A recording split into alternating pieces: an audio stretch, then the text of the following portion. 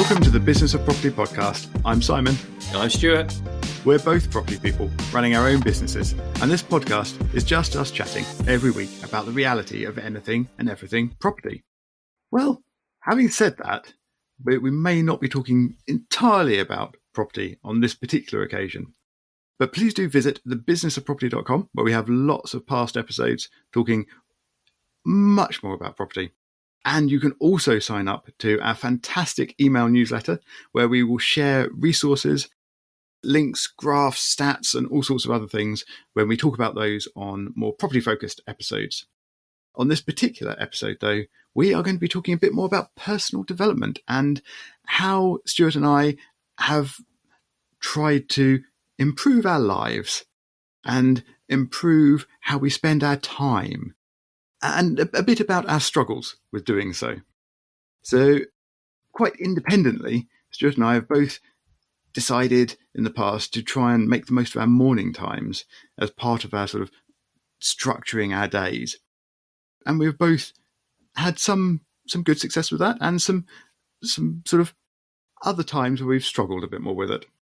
So I think, first of all, we should talk a bit about why on earth would we do this? And my personal experience is that I've known from a very young age that I'm very much a night owl. And if left to my own natural tendencies, I will go pretty much nocturnal and spend my waking hours in the dark. I'm not quite sure what should be read into that about me, but let's gloss over that quickly and get to you, Stuart. Why would you choose to get up early in the morning? Well, it's one of those questions that comes up, and the simple answer is because that's where the time is for me. And anyone with children, young children, particularly children under 10 years of age, we know that we don't have time. You know, once the kids are up, all bets are off because of all the stuff that we have to deal with. So, and when I looked at time, for me personally, by the time I got to the end of the day, I'm tired. We're tired. We're doing our jobs. We're helping with the kids, or we're parenting the kids. And come 7, 8 p.m., even when the younger kids were down, it's you sit on the sofa or wherever, and you exhale, and you just want to have some me time. I think that's it. I need some time for myself. Now, the interesting part for me was that before I kind of went into property and moved into property full time, I did a few consultancy gigs, for 2, 3, 4 years, where I was working in central London. Now, unlike you, I definitely consider myself a morning lark, which is I definitely do my best work first thing in the morning. That's where I feel top of my game, sharp and alive. And knowing that, when I was working in London, the options I had were I just go to work, I commute at the same time as everyone else, do a day's work, and go to the gym at lunch. And I know you're similar to this. I thought, well, I don't want to get dressed twice. I don't want to wash twice in the day. That feels like, in this is where we might be similar. You just feel that feels like a waste of time. It's suboptimal, to use technological phrases. So I used to, quite ridiculously, get up at 5 a.m., walk to the train station in the pitch black dark, and I'd be in London, central London, by 6 a.m. at the latest. And I'd be in the gym at that time, either swimming, running, whatever. And I believed over that sort of 3 years that was my natural time. So I thought, well, I can get up at 5, because I was doing it at least 3 days a week, going into London. And when the COVID happened, I thought, do you know what? I'm just going to stop setting the alarm, because the kids are going to get me up at a certain stage anyway. So the kids will always get me up by no later than 6:30. The boys seem to always get up pre 6 a.m. for some reason. So I thought, well, I'll just let that happen and see what time my natural body clock starts waking me up. Turns out I will wake up as late as I possibly can without an alarm. And I was waiting for that to stop, and it didn't. So for about 2.5 years since COVID, I was waiting for me to just start waking up at 5 o'clock, and it never happened. I think that's really, really fascinating, that you will just sleep as late as you can. And I completely agree. There were a couple of things I wanted to pick out there. You said that you do your best work in the morning. It's when you feel the most alive. And I think rather than it being in the morning per se for me, it is much more after having woken up. So if I sleep during the day and wake up in the evening, that is when I feel most awake, having just woken up. But it's obviously just a different time of day. And perhaps you are more of a night owl than you thought if you want to sleep that later time. Or perhaps it's just that we both have children these days and they are exhausting. It doesn't matter how much sleep you get, you always need some more. Yeah. I mean, it's true because, like everyone else, I'm sure, put a good film on. Well, I like my wife who will invariably fall asleep, whatever film we put on. But put a streaming service in front of me, and I could watch that till 1-2 o'clock in the morning, no problem. So I like the evenings, but like you say, for that reason, I feel much sharper in the morning. But the evenings did get longer because, particularly when the kids are younger, and we did have routines, we could enjoy that evening knowing, okay, they're dealt with. This is our time to spend together, but it wasn't as productive as I wanted to be. I wasn't living as I wanted to live, in the sense of there were things that I wanted to do, and the reason I wanted to get up early was because I wanted to get up early and go for a run or go for a swim, and particularly for me personally, I wanted to do fit meditation into my day, because having got into a habit of it a few years ago, I realized just how important it was to me personally, really clear my mind and create this virtuous cycle of doing the things that I wanted to do.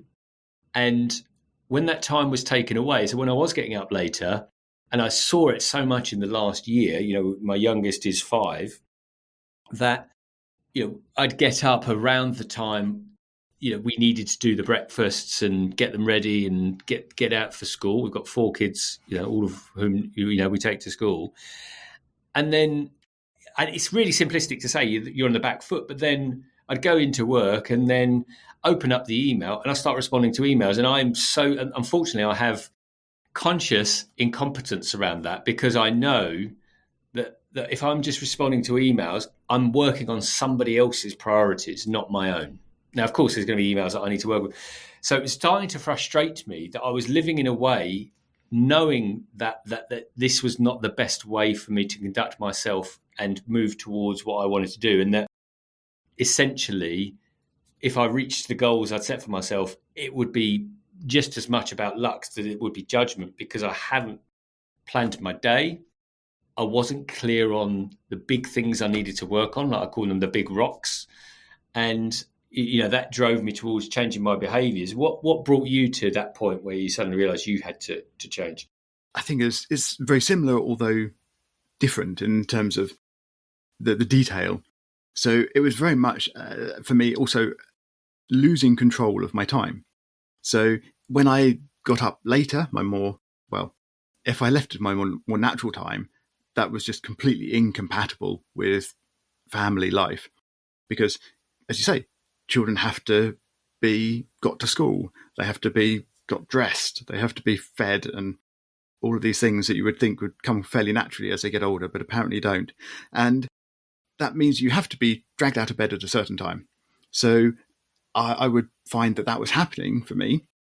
But then, as you say, I wasn't ready for the day. So then after getting the children ready and off and out and what have you, because I work from home and either my wife does the school run or the older ones can get themselves there these days.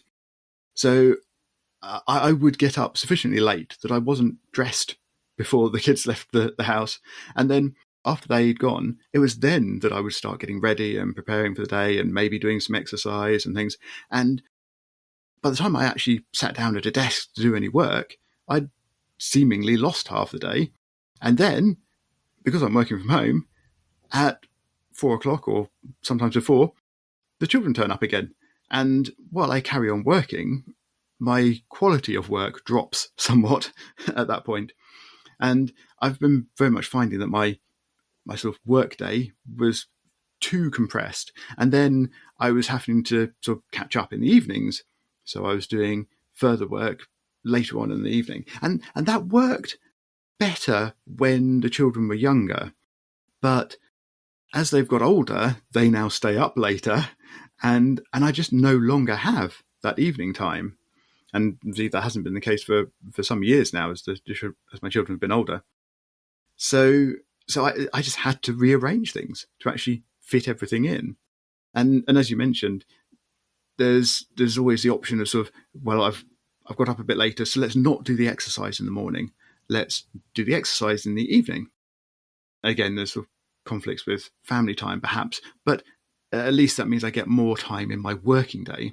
But then, as you said, I have to shower in the morning to be ready for the day, and then having been out for a run or trip to the gym or whatever in the evening, I have to shower again. And that's an extra, 15 minutes or something of the day, seemingly pointlessly wasted. And I wanted to try and optimize the structure of my day. And I've been through a number of different iterations of sort of structuring the day and choosing my start time and things and get up time for trying to work out the best sort of fit for all these different bits that need to happen in the morning to try and get me ready for the day. And I think I'm still evolving that. And a couple of years ago, I was actually, this is pre-pandemic, and I kind of maintained it during the pandemic as well, that I was actually keeping to a fairly early start time and having a good morning structure. However, a couple of months ago, over the summer holidays, that kind of collapsed for me again. And I've only very recently managed to sort of start forcing my way back into those early starts. I really do find it very difficult to get those early starts. And I've sort of developed some tricks for myself, which maybe I'll talk about in a moment. But how do you find those early starts now, Stuart, that you have decided to do them again? How are you making yourself get up? Yeah, that's the challenge. And through a lot of the books I've read, I've come to realize that most everything we do, whether we believe it or not, is down to habit. Whether we like it or not, most of what we do is down to habit, and that ranges from what we eat to the times we get up and the things that we watch and the things that we say. But so I knew I had to change a habit, and for me, it was about working out which habit. And I read a book called The One Thing, which was really good about tracing things back to the smallest action that you can do and creating that habit. And first up, I thought, well, I need to get to bed earlier. And I set myself the objective, well, I have to be in bed between 9 and 10 p.m. And as long as I do that, I should be able to get up earlier. Now, the short summary of this story is it just didn't happen. I couldn't do it because there's, we've got kids clubs and this, that, and the other. And some nights I'm not walking through the door until 9, half 9. Now, and I think it's advisable that if you can get to bed earlier, it makes so much sense. However, it just wasn't working out for me. And so I thought, well, I'm not creating a habit. So basically, there's a great habit sheet you could do. And most common thinking now is that to create a habit, you have to do this thing for 66 days. And I've actually proved that in my life in the last few years, that actually when I've done something for 66 days, it's stayed. Although, of course, like everything else, it can be broken. And you can replace that habit with a bad habit, should you wish. But in the end, I just said, do you know what I'm just going to set my alarm for 6 a.m. And the habit I'm going to create is I have to be in my study, which is downstairs, by 6:15. So the habit is be in the study by 6:15. Don't have to do anything. So there's a sheet, and all I have to do is put a cross in the box. As long as I'm in the study by 6:15, I can put a cross in that box. And that's something I've been doing for 20 plus days now, and it is becoming a habit. And what that does, the smallest action does, is of course, so when I'm in the study, I do the things I want to do. So actually, I do some stretching, stroke yoga for a number of reasons.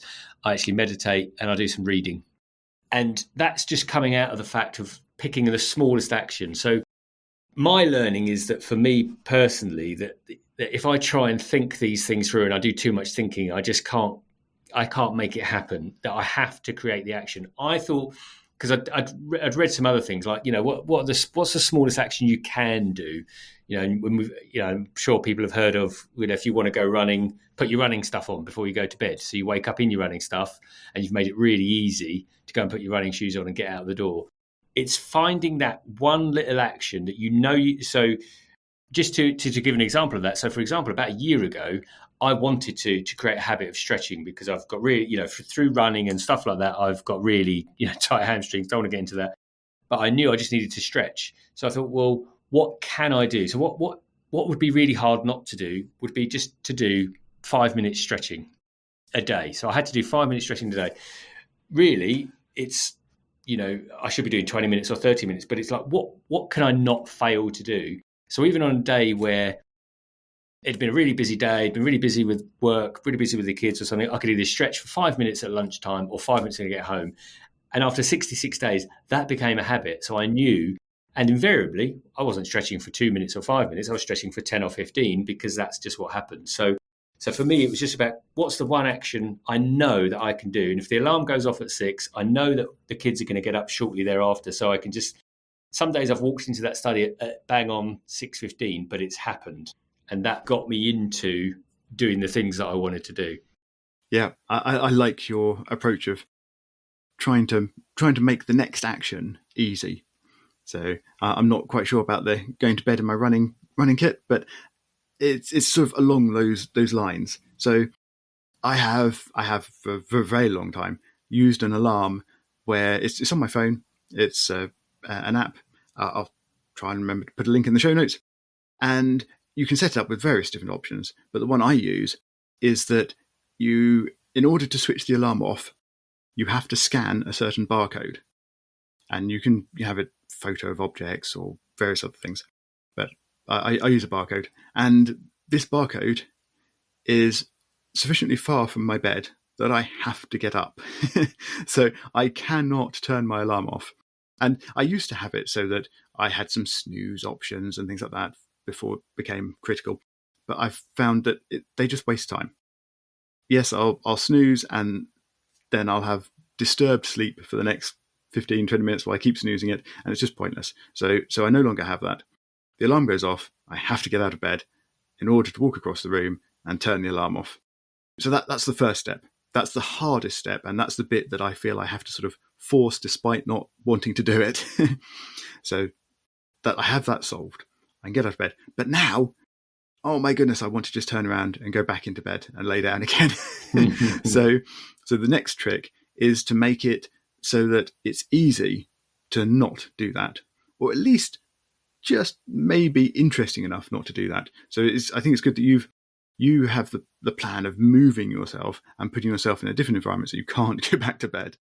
I have taken some different approaches to this, and for a long time I thought it works best to structure my day and my morning such that I get up and I go and do some exercise first thing. But the trouble is, I don't really like doing exercise, and hence it's very difficult to make me actually do that when I'm just woken up and really quite tired still and really would quite like to go back to bed. So I found that it doesn't really work if that's the next thing I've got to do. So instead, I've tried various other approaches. So perhaps rather than going back to bed, I might sit at my desk and look at my computer and maybe check my email or maybe do something vaguely constructive if I've planned that ahead. But the problem with that is I found I then get stuck at my computer and time would disappear. I'd be doing useful stuff probably, but the time would disappear faster than I wanted.